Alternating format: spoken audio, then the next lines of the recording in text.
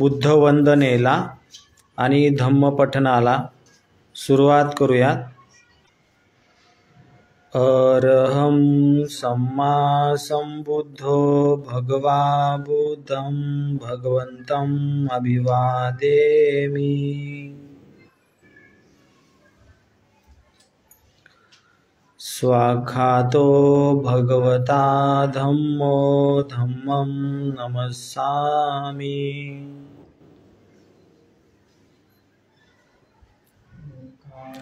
सुपटिपन्नो भगवतो सावकसंघो संघं नमामि.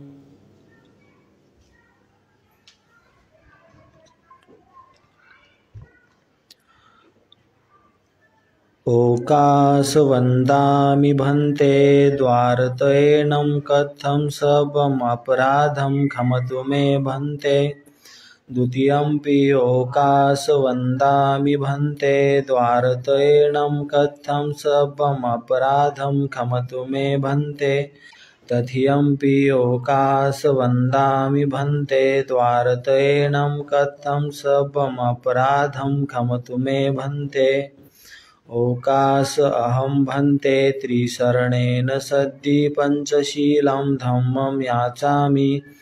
अनुग्रहं कथवा शीलं देत मे भन्ते. द्वितीयंपि ओकास अहं भन्ते त्रिशरणेन सद्धि पंचशीलं धम्मं याचामि. अनुग्रहं कथवा शीलं देत मे भन्ते. तृतीयंपि ओकास अहं भन्ते त्रिशरणेन सद्धि पंचशीलं धम्मं याचामि. अनुग्रहं कथवा शीलं देत मे भन्ते. नमो तस् भगवतो अरहतो सम्मा संबुद्धस्स. नमो तस् भगवतो अरहतो सम्मा संबुद्धस्स.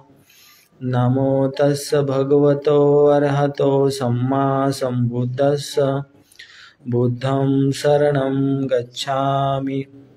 धम्मं शरणं गच्छामि.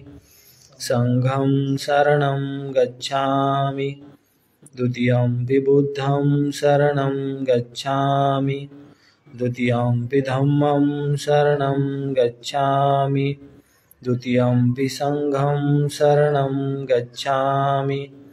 तृतीयंपि बुद्धं शरणं गच्छामि. तृतीयंपि धम्मं शरणं गच्छामि. तृतीयंपि संघं शरणं गच्छामि. पाणातिपाथा वेरमणि सिक्खापदं समादियामि. अदिन्नदाना वेरमणि सिक्खापदं समादियामि. कामेषु मिच्छचारा वेरमणि सिक्खापदं समादियामि. मुसावादा वेरमणि सिक्खापदं समादियामि. सुरामेरयमज्जपमादधाना वेरमणि सिक्खापदं समादियामि. साधु साधु साधु.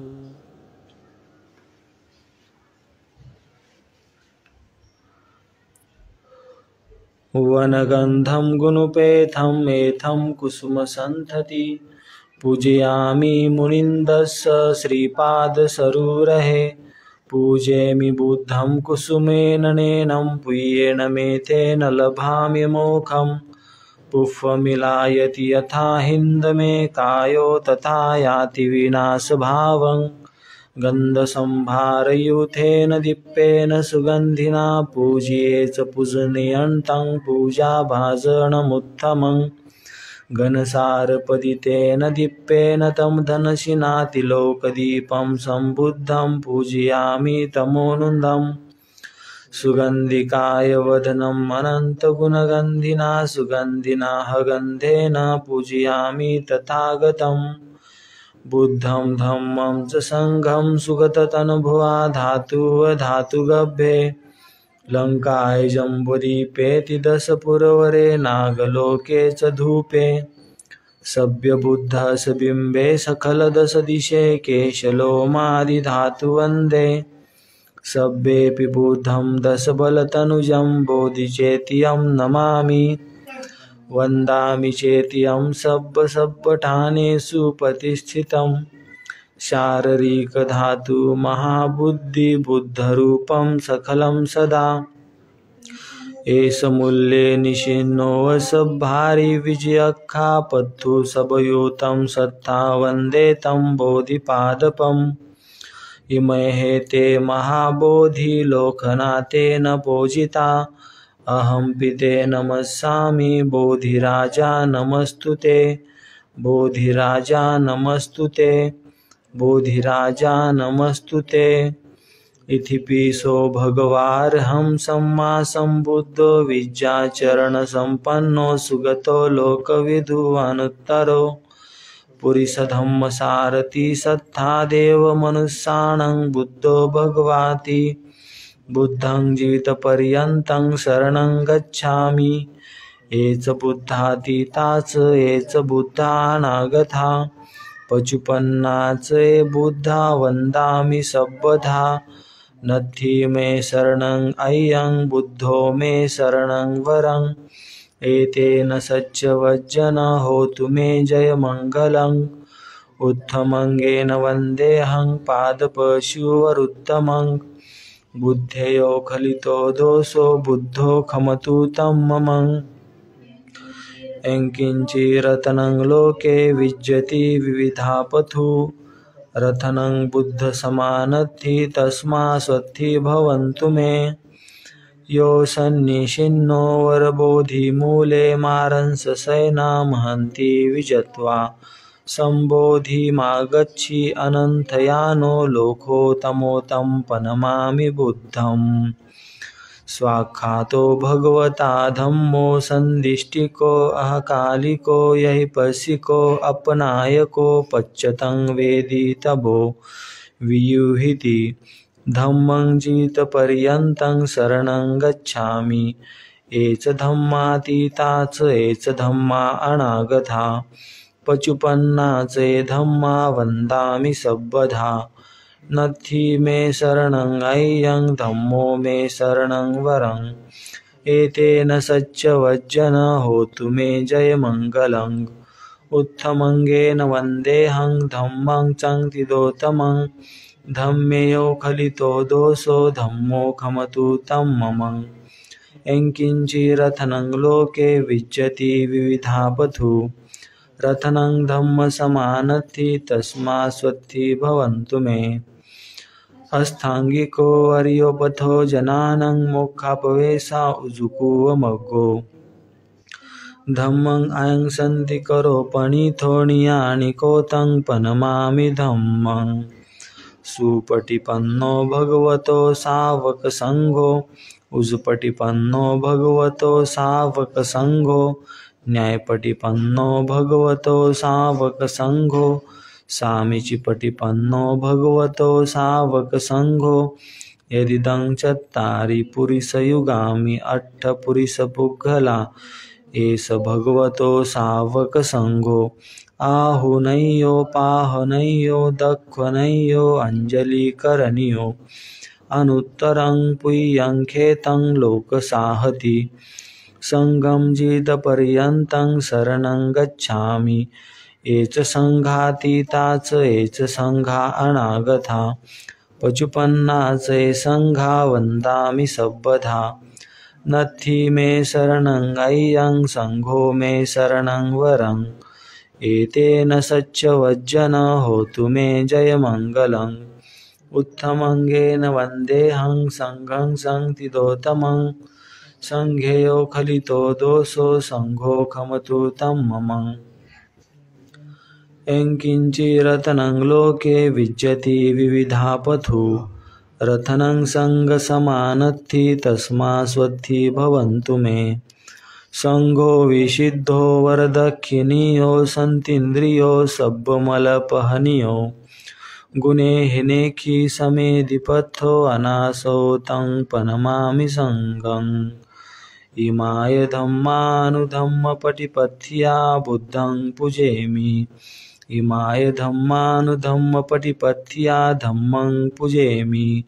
इमाय धम्मानुधम्मपटिपथ्या संघं पूजेमि अध्यायिमाय पटिपथ्या जातिजरा मरणं महापरिमुञ्चु स्वामी इमेन पुय्यङ्कमेन मामे बाले समागमो सतं समागमो होतु यावनिब्बानपथ्या देववसन्तु कालेन सस्यसम्पत्ति हेतु च फीतो भवतु लोक च राजा भवतु धम्मिको सकलबीजं विदुर्यानं देवरूपं सुजीव निर्मलचक्षुगम्भीरघोषं गौरवर्णं सुखाय अभयचित्तं निभयकामं सुरतधम्मं सुपेम विरथरज्जं सुजननेथं भीमरावं सरामि भीमरावं सरामि भीमरावं सरामि दिव्यप्रभरत्न मे साधु वरदान्तु मे अद्य कुलभूषन्तु मे भीमराजा सकलविद्यापति ज्ञानसत्यसंगति शास्त्रशासनमति बुद्धितेजा पंकजाः नरवरा रत्नस्वजन उद्धरा भगवंत आमचाखरा भक्त काजा चौधार संगरी शास्त्र न धरिता करी कापला आरी उरी रौद्र रूपा मुक्तिपथ कोणथा जीर्ण स्मृती जाळिता उजळिल्या अंगतिका मार्गे साजा राष्ट्रघटना कृती शोभते भारती महामानव बोलती स्वार्थ संज्ञा शरण बुद्धासमी शरण धम्मासमी शरण संघासमी भीमराजा भीमराजा भीमराजा.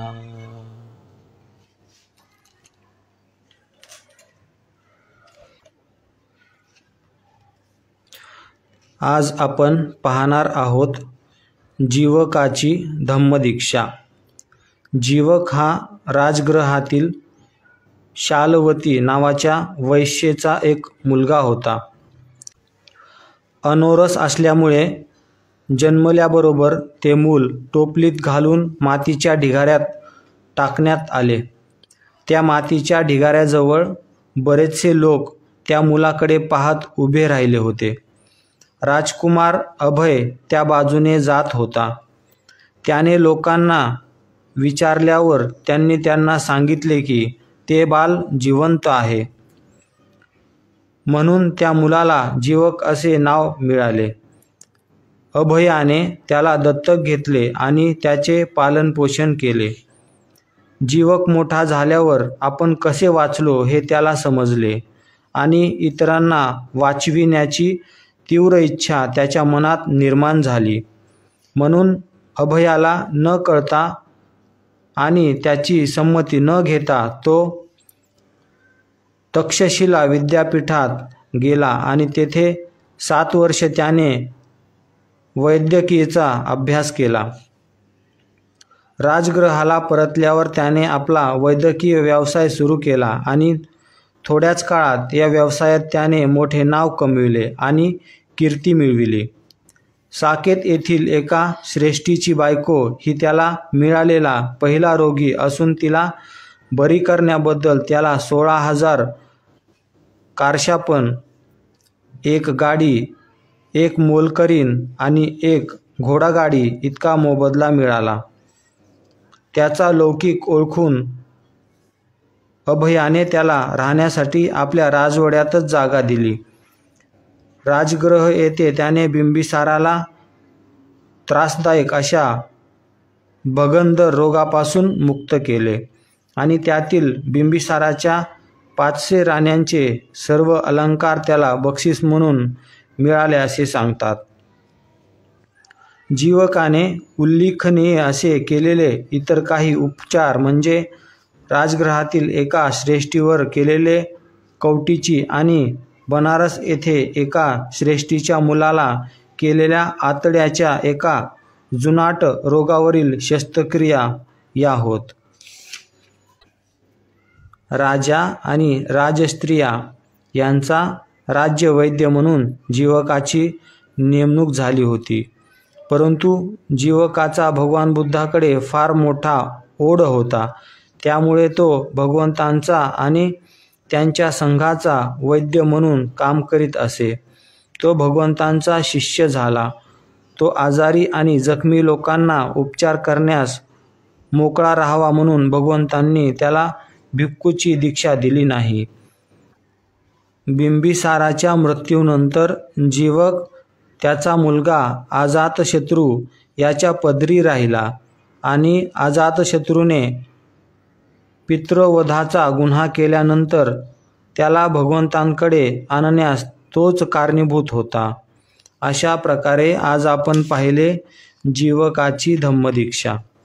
उद्या आपण पाहणार आहोत रठ्ठपालाचे धर्मांतर.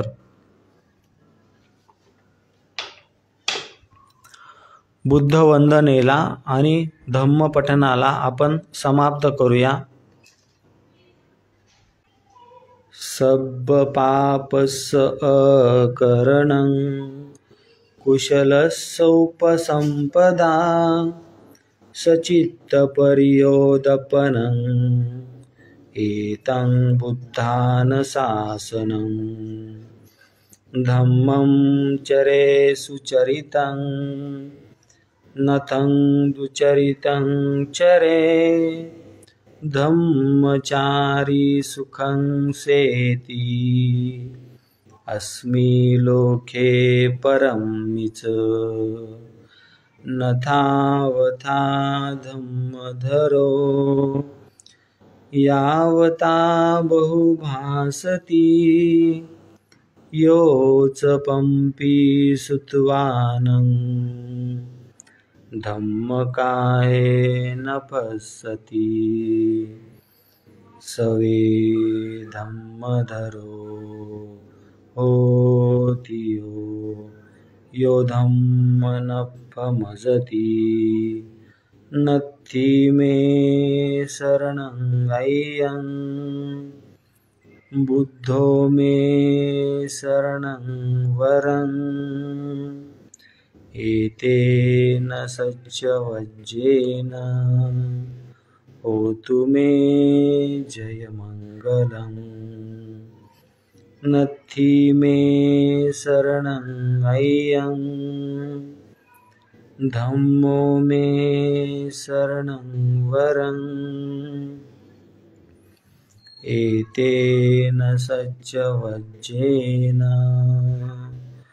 होतु मे जयमङ्गलम् नत्थि मे शरणं अय्यं संघो मे शरणं वरं एतेन सच्चवज्जेन होतु मे जयमङ्गलम् होतु मे जयमङ्गलम्.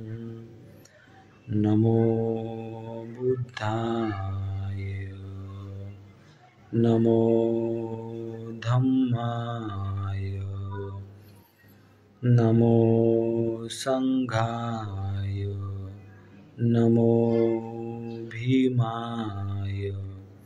साधु साधु साधु.